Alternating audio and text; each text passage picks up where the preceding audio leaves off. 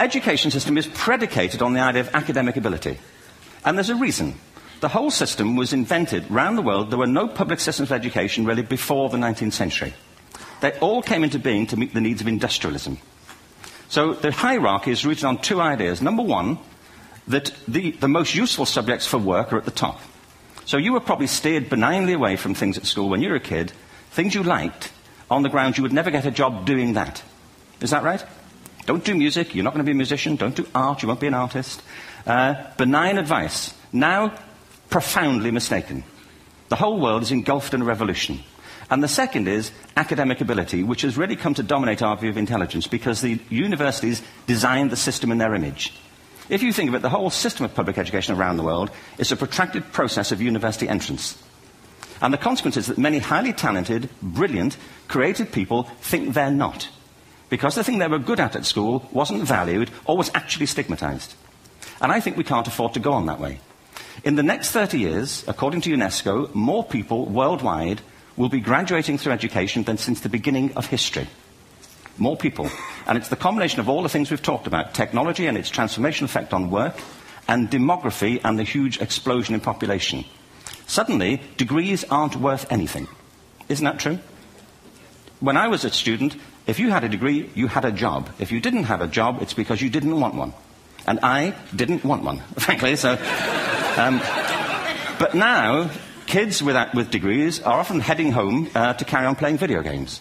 Because you need an MA, where the previous job required a BA, and now you need a PhD for the other. It's a process of academic inflation, and it indicates the whole structure of education is shifting beneath our feet.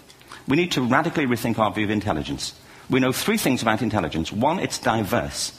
We think about the world in all the ways that we experience it. We think visually, we think in sound, we think kinesthetically, we think in abstract terms, we think in movement. Secondly, intelligence is dynamic. If you look at the interactions of a human brain, as we heard yesterday from a number of presentations, intelligence is wonderfully interactive. The brain isn't divided into compartments. In fact, creativity, which I define as the process of having original ideas that have value, more often than not, comes about through the interaction of different disciplinary ways of seeing things. A book at the moment called Epiphany, which is based on a series of interviews with people about how they discovered their talent. I'm fascinated by how people got to be there. It's really prompted by a conversation I had with a wonderful woman who most people have never heard of. She's called Gillian Lynn. Have you heard of her? Some have. She's a choreographer, and everybody knows her work. She did Cats and Phantom of the Opera. She's wonderful. I used to be on the board of the Royal Ballet in England, as you can see. And anyway, Gillian and I had lunch one day. I said, how'd you get to be a dancer? And she said it was interesting. When she was at school, she was really hopeless. And the school in the 30s wrote to her parents and said, we think Gillian has a learning disorder. She couldn't concentrate, she was fidgeting. I think now they'd say she had ADHD. Wouldn't you? But this was the 1930s, and ADHD hadn't been invented, at this point, so it wasn't an available condition. People weren't aware they could have that. Anyway, she went to see this specialist. So this oak-panelled room, and she was there with her mother, and she was led and sat on this chair at the end, and she sat on her hands for 20 minutes while this man talked to her mother about all the problems Gillian was having at school. And at the end of it, because she was disturbing people, their homework was always late and so on, little kid of 8, in the end, the doctor went and sat next to Gillian and said, Gillian, I've listened to all these things that your mother's told me. I need to speak to her privately. So he said, wait here, we'll be back. We won't be very long. And they went and left her. But as they went out the room, he turned on the radio that was sitting on his desk. And when they got out the room, he said to her mother, just stand and watch her. And the minute they left the room, she said she was on her feet, moving to the music. And they watched for a few minutes, and he turned to her mother, and he said, Mrs. Lynn, Gillian isn't sick. She's a dancer. Take her to a dance school. I said, what happened? He said, she did. I can't tell you how wonderful it was. We walked in this room, and it was full of people like me. People who couldn't sit still. People who had to move to think. Who had to move to think. They did ballet, they did tap, they did jazz, they did modern, they did contemporary. She was eventually auditioned for the Royal Ballet School. She became a soloist. She had a wonderful career at the Royal Ballet. She eventually graduated from the Royal Ballet School, found her own company, the Gillian Dance Company, met Andrew Lloyd Webber. She's been responsible for some of the most successful musical theatre productions in history. She's given pleasure to millions, and she's a multi-millionaire. Somebody else might have put on medication and told her to calm down.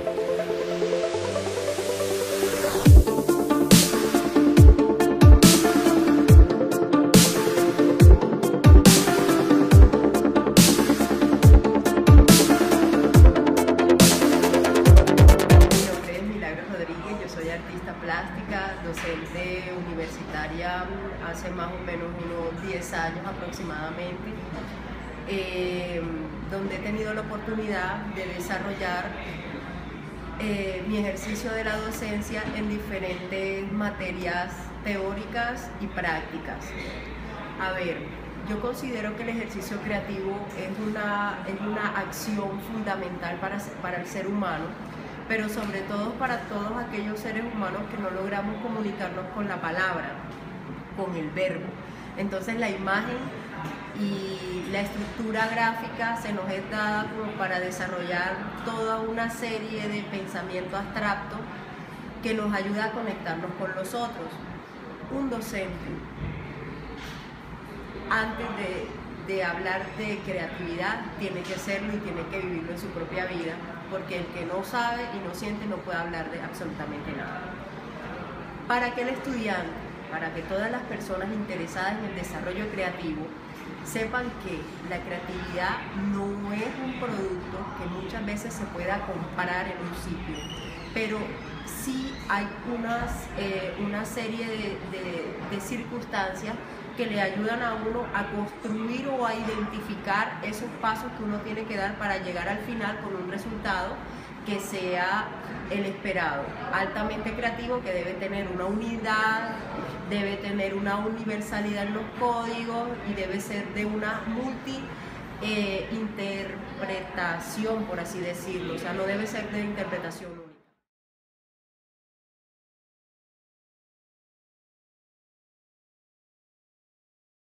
Entonces el estudiante de diseño o el creador debe saber que primero debe partir del autorreconocimiento, de una pregunta clave: ¿quién soy yo?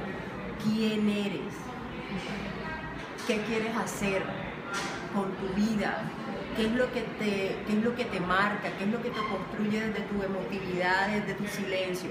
Cuando uno tiene claro eso lo pasa de alguna manera a lo visual, busca la forma para que eso se traduzca a los códigos visuales.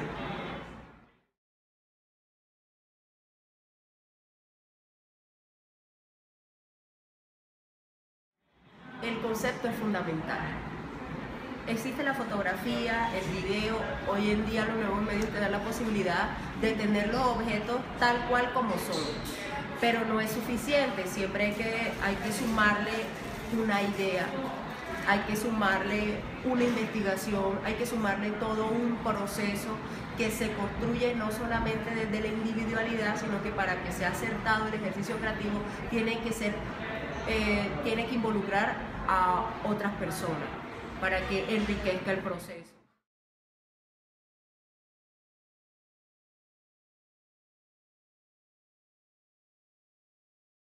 Para mí el ejercicio creativo es ser honesto, es estar fuera del sistema.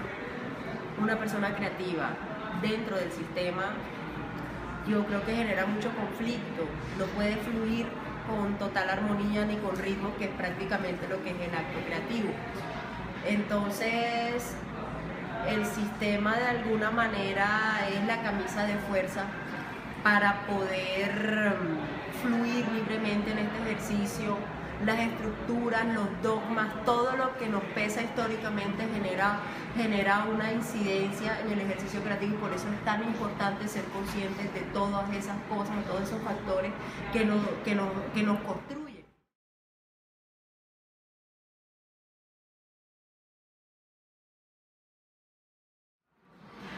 También considero que el ejercicio creativo debe abordarse desde la psicología, desde toda una serie de disciplinas que, aunque no estén directamente en relación con el quehacer, sí es fundamental para el entendimiento con el afuera. y por ende también por uno mismo.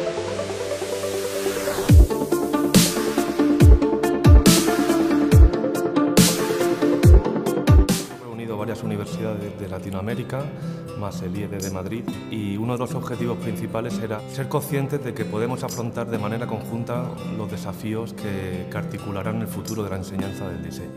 Hemos dividido la dinámica de trabajo en 3 días. Uno primero dedicado más al concepto, a la situación global, una segunda fase donde hemos aterrizado esas ideas en proyectos que podíamos llevar a cabo y una tercera donde trabajar un poco más en qué herramientas tenemos para poder implementar esos proyectos en nuestra realidad.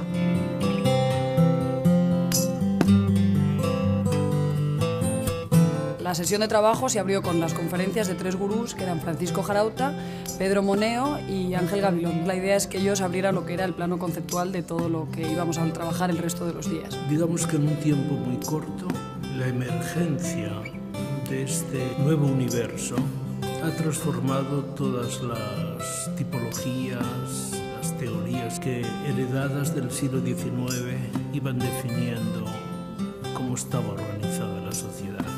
Hemos diseñado a lo largo de muchos años organizaciones que están especializadas en hacer que los cerebros florezcan, que son las escuelas, los colegios. Yo creo que las empresas del futuro se van a parecer mucho a los colegios. Y además, cuanto más en las etapas tempranas vas de la educación, más es verdad que lo que inculca son conceptos fundamentales, como los que hablamos antes de valentía, exploración, curiosidad y artesanía.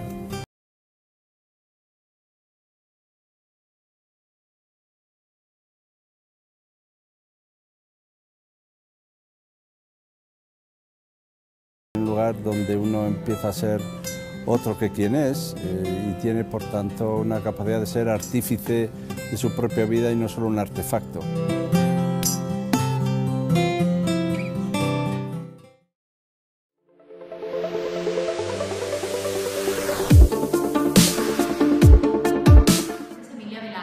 Soy diseñadora textil, diseñadora de modas, tengo una maestría en mercadeo. Para mí la enseñanza, es decir, el proceso de enseñanza del diseño ha sido, como quien dice, mi proyecto de vida a lo largo de toda mi existencia profesional, por así decirlo. Tengo 27 años de estar unida a la academia. El tema de la educación y de la enseñanza me apasiona. Considero que la enseñanza del diseño es un proceso a nivel educativo totalmente diferente a todas las otras disciplinas.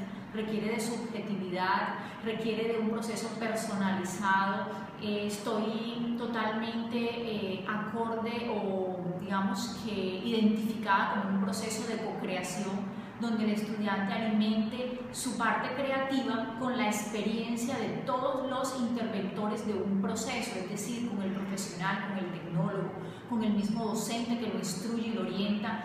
Pienso que esta es la única forma como el proceso realmente genera propuestas novedosas e innovadoras, a tal punto que podría ser una forma, digamos, de acabar con la copia, de acabar con la reproducción idéntica de otros procesos. ¿Por qué? Porque es que la experiencia se convierte en un proceso personalizado, en un ritmo que va generando en el estudiante el asimilar unas competencias que es lo que le va a permitir evolucionar y cada día abordar el diseño con un grado de complejidad diferente.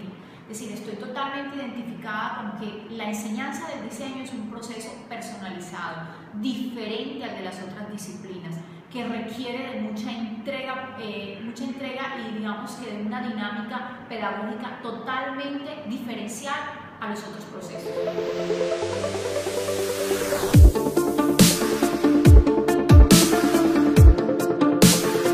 La enseñanza del diseño es muy importante ahora, sobre todo por la creatividad que se maneja cuando estamos enseñando estos procesos. Siento que es muy importante que esos procesos de enseñar diseño se adopten a todas las otras disciplinas y otras formas de enseñanza, porque la creatividad siento que es la fuerza que va a cambiar el mundo en este momento. Se necesita un pensamiento creativo para tener diferentes visiones, poder analizar cuáles son las opciones y escoger bien en la vida, no solamente en decisiones de proyectos de diseño, sino en la vida en general.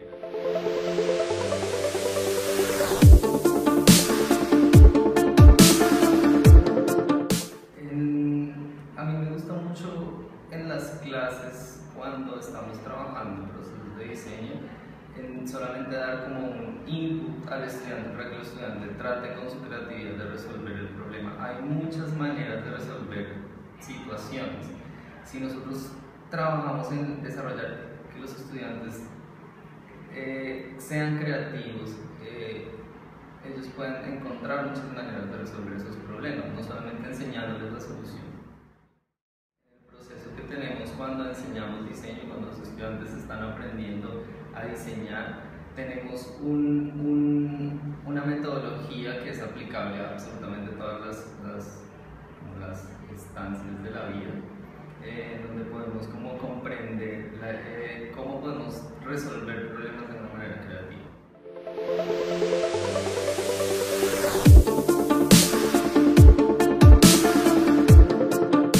La enseñanza del diseño cuando entré a la universidad hizo cambiar mi metodología de estudio, tanto de estudio como de práctica, ya que en el colegio tenía que aprender todo de memoria y no me nacía hacer muchas cosas ni aprender muchas cosas, mientras que cuando entré a estudiar diseño de modas me nació hacer todo y hasta un poquito más y darlo mejor. Yo considero que hubo un cambio trascendental, puesto que yo vengo de estudiar pues, en la universidad y siempre unos puntos de materias de relleno que finalmente para tu vida no son tan útiles. Entonces este método teórico-práctico del SI de la universidad ha sido fundamental en mi aprendizaje, porque todos los procesos de diseño son muy manuales, mucho más prácticos que teóricos. Entonces siento que ha sido un gran cambio y una manera de enseñanza pues como indicada para lo que estamos intentando aprender. A mí me gusta mucho el método de estudio, ya que es más didáctico. En el colegio podemos poner las manos en todo lo que creamos, en todo lo que conocemos y estudiamos, y es mucho más donde desarrollamos más como diseñadores. Creo que el diseño de modas es totalmente práctico y es algo que realmente no vemos en el colegio, es algo que no utilizamos las manos o no utilizamos otros recursos, sino simplemente leer un libro o escribir algo que el profesor nos ha dicho. Entonces es totalmente distinto y es totalmente más emocionante utilizar tus propias manos, utilizar tus propios recursos para realizar algo que es tuyo, que te pertenece.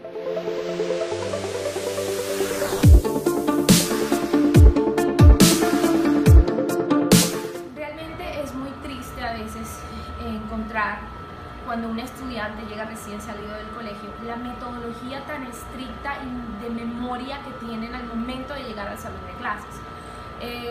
La creatividad aún la tienen concentrada en la cabeza y no la pueden exponer o no la pueden hacer realidad, ya que los parámetros con los que vienen son demasiado teóricos. La idea y lo principal es poder contextualizar todo aquello que tenemos como teoría y hacerlo realidad. Entonces esos procesos de diseño llevan digamos que unas varias semanas en cuanto a la creatividad. Hay que empezar a sacárselas del fondo de su imaginación, a ver de dónde están ahí guardadas, y empezar a hacerle proyectos y dinámicas dentro de la clase donde el estudiante pueda fomentar esa creatividad que tiene oculta, ya que la teoría muchas veces nos delimita mucho a lo que nos dice y no a lo que nosotros queremos proponer. Muy difícil encontrar pues, las propuestas de los estudiantes dentro de salones de clase en los colegios.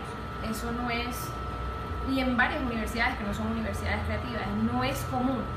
Y la idea de las carreras creativas es explorar esa parte de propuesta, de ese individualismo que tiene el estudiante como ser, explorarlo y poderlo convertir en algo comercial o en un producto que se pueda vender y que eventualmente de ellos devengan sus sueldos de esa creación.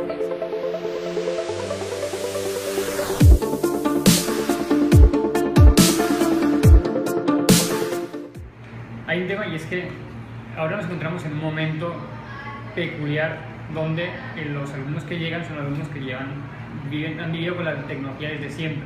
Entonces está habiendo un paradigma en el cambio, cómo la gente piensa y cómo la gente trabaja a través de las nuevas tecnologías.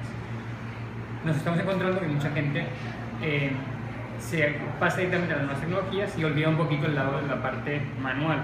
De todas formas, el proceso nos está demostrando que lo ideal es arrancar desde la parte manual, donde uno aprende a pensar, y la parte manual es un instrumento para pensar, y las nuevas tecnologías nos permiten acabar generando mejores propuestas más, con mayor calidad, con mayor profundidad, porque nos permiten llegar a niveles donde desde la parte manual es muy complicado alcanzar.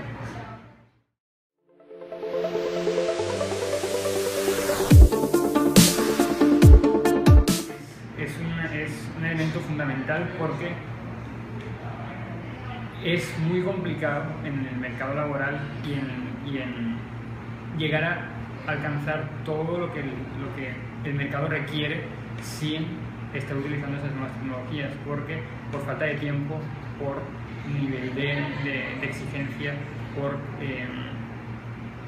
por la tipología también de proyectos que se hacen y el tamaño de esos proyectos, obligan a que uno utilice esas nuevas tecnologías para sacar el máximo rendimiento al tiempo, para llegar al nivel de detalle que el cliente busca, para poder ser competitivo también, porque hay mucha gente que esa capacidad de dominar las herramientas digitales le permiten llegar a un nivel de competitividad superior a la competencia y acabar teniendo una mejor calidad.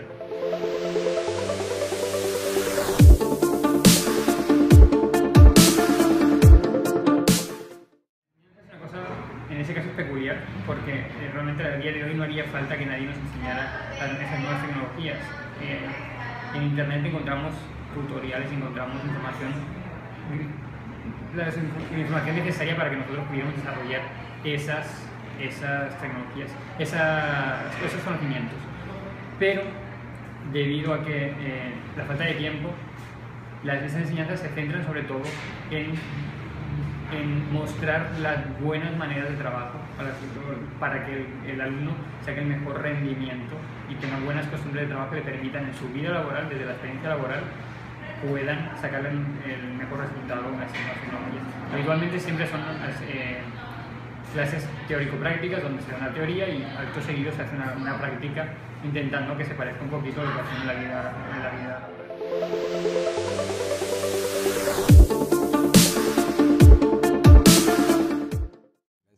El diseño y el aprendizaje del diseño no caen dentro de los modelos tradicionales de educación. Los puntos de innovación académica o de educación van a ser muy importantes iniciar a trabajar con ellos para revalorar nuestra posición de localidad, regresar a lo nuestro, a nuestras pasiones y a nuestra...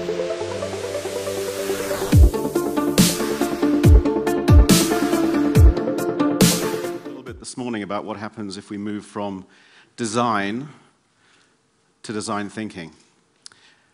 Now this rather old photo up there is actually the first project I was ever hired to do, something like 25 years ago. It's a woodworking machine, or at least a piece of one, and my task was to make this thing a little bit more modern, a little bit easier to use. I thought at the time I did a pretty good job. Unfortunately, not very long afterwards, the company went out of business. This is the second project that I did. It's a fax machine. I put an attractive shell around some new technology. Again, 18 months later, the product was obsolete, and now, of course, the whole technology is obsolete. Now, I'm a fairly slow learner, but eventually it occurred to me that maybe what passed for design wasn't all that important. Making things more attractive, making them a bit easier to use, making them more marketable. By focusing on a design, maybe just a single product, I was being incremental and not having much of an impact. But I think this small view of design is a relatively recent phenomena, and in fact really emerged in the latter half of the 20th century as design became a tool of consumerism. So when we talk about design today, and particularly when we read about it in the popular press, we're often talking about products like these. Amusing, yes. Desirable, maybe. Important, not so very. But this wasn't always the way.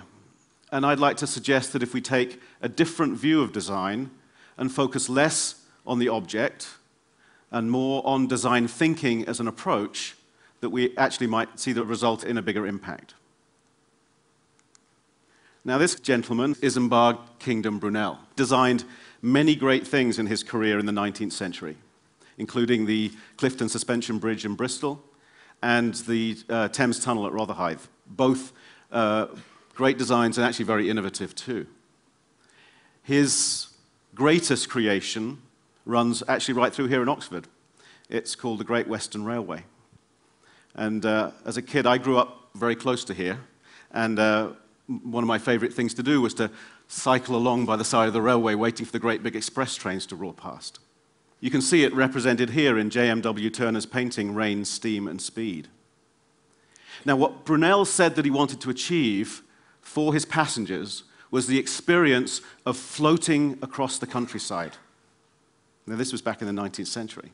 And to do that meant creating the flattest gradients that ever yet been made, which meant building long viaducts across river valleys. This is actually the viaduct across the Thames at Maidenhead, and long tunnels, such as the one at Box in Wiltshire. But he didn't stop there. He didn't stop with just trying to design the best railway journey. He imagined an integrated transportation system in which it would be possible for a passenger to embark on a train in London and disembark from a ship in New York. One journey from London to New York. This is the SS Great Western that he built to take care of the second half of that journey. Now, Brunel was working 100 years before the emergence of the design profession. But I think he was using design thinking to solve problems and to create world-changing innovations.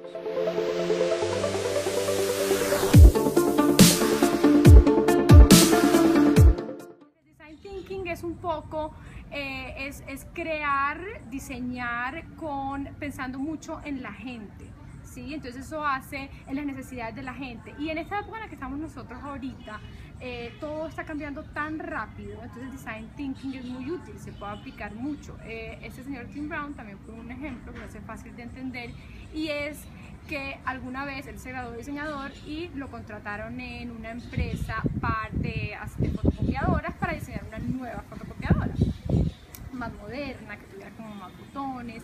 Entonces él fue y diseñó esta fotocopiadora maravillosa, súper moderna, pero después de 6 meses quebró la empresa porque ya la gente no estaba usando tanto fotocopiadoras como antes, porque todo se digitalizó. Entonces, si esta gente hubiera podido aplicar el design thinking, se hubiera dado cuenta de lo que estaba pasando con el ser humano y la tecnología en ese momento, y hubiera tomado una decisión al respecto. Entonces, el design thinking se trata mucho de diseñar pensando en el ser humano, que es el eje central como de todas estas cosas, y de su situación, de dónde vive, y tomar como esos elementos para crear algo puntual, ¿no? Y dependiendo de la necesidad.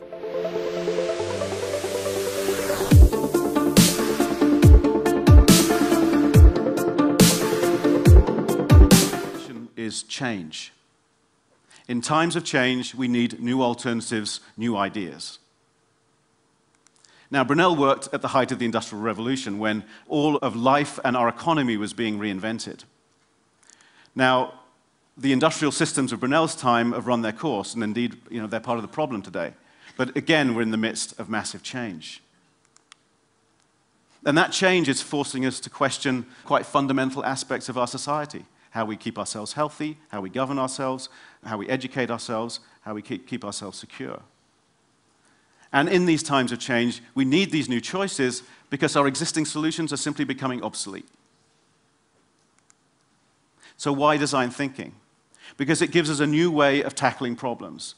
Instead of defaulting to our normal convergent approach, where we make the best choice out of available alternatives, it encourages us to take a divergent approach, to explore new alternatives, new solutions, new ideas that have not existed before.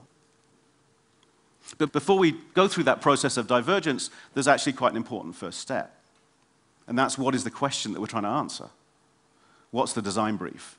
Now, Brunel may have asked a question like this: how do I take a train from London to New York? But what are the kinds of questions that we might ask today? So these are some that we've been asked to think about recently. And one in particular is one that we're working on with the Acumen Fund in a project that's been funded by the Bill and Melinda Gates Foundation. How might we improve access to safe drinking water for the world's poorest people, and at the same time stimulate innovation amongst local water providers? So instead of having a bunch of American designers come up with new ideas that may or may not have been appropriate, we took a sort of a more open, collaborative and participative approach. We teamed designers and investment experts up with 11 water organizations across India. And through workshops, they developed innovative new products, services, and business models. We hosted a competition and then funded 5 of those organizations to develop their ideas. So they developed and iterated these ideas, and then IDEO and Acumen spent several weeks working with them to help design new social marketing campaigns, community outreach strategies, business models, new water vessels for storing water, and carts for delivering water. Some of those ideas are just getting launched into the market, and the same process is just getting underway with NGOs in East Africa. So for me, this project shows kind of how far we can go from some of those sort of small things that I was working on at the beginning of my career. That by focusing on the needs of humans, by using prototypes to move ideas along quickly, by getting the process out of the hands of designers, and getting the active participation of the community, we can tackle bigger and more interesting questions. And just like Brunel, by focusing on systems, we can have a bigger impact. Nos encontramos en un momento histórico. Hay que reformular qué significa hoy para una institución educativa como el IED el proceso de aprendizaje. El diseño nunca, como también en esta época, va a tener y va a jugar un papel protagonista de cara al proceso de repensar los escenarios económico, político, social que nos toca vivir.